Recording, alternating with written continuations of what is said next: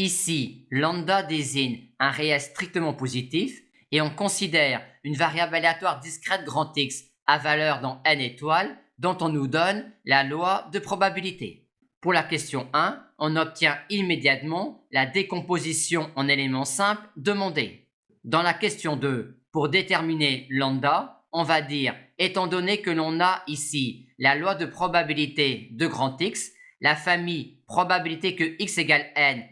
parcourant n étoiles, doit être une famille de réels positifs, sommables et de somme égale à 1.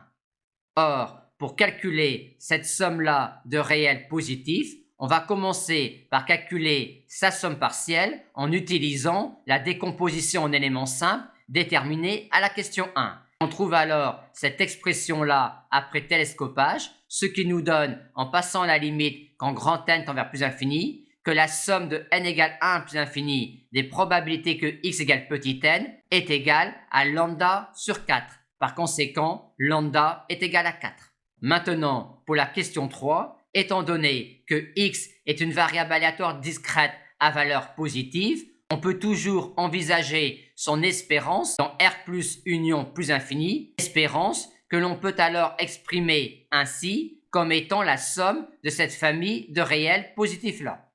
Et pour calculer cette somme-là, c'est-à-dire encore celle-là, on procède comme précédemment en commençant par calculer la somme partielle, puis en passant la limite quand n tend vers plus infini, ce qui nous donne que l'espérance de grand X est égale à 2 et ce qui nous permet de dire que x est d'espérance finie et il y a une espérance qui vaut 2.